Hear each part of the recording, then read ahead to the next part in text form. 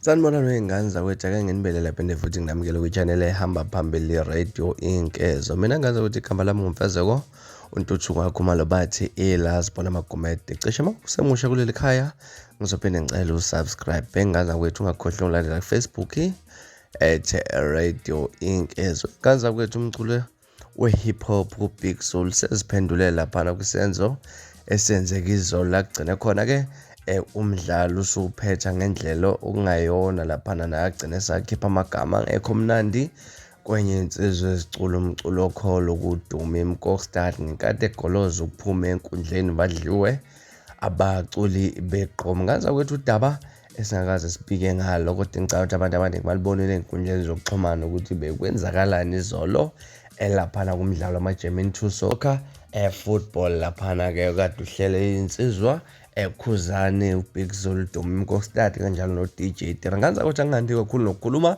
nayi video elaphana ka Big Soul ezixolisela kuDuma eMkokstad kanjalo nomndeni wakhe laphana ke ukuthi ambize ngomfana. Kubo bonke abathintekile ngokuthi ngibize uDumi ngomfana. Ngicela nje ukuthatha leli thuba leli ngixolise kakhulu kumfowethu okokuqala nje kumama sendlini kwifamily kaDumi.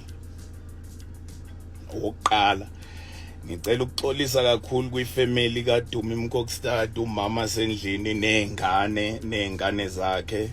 Inhliziyo besehluthukile besise groundini.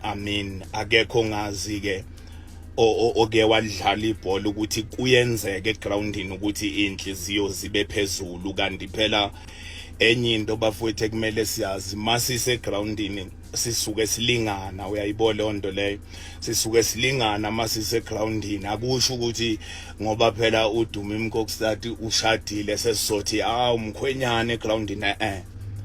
Asingeke sithi mkhwenyana, sizinsizwa nje sonke siyadlala sikhulumisana ngendlela esikhulumisana ngayo, kodwa ke bese mhlambe mase siphumile egroundini ebese mfowethu kube khona ke lokho kokuthi mfowethu ngiyaxolisa man ngathi kukhulumeke kabi. Uyabo, ngiyaxolisa mfowethu kukhulumeke kabi.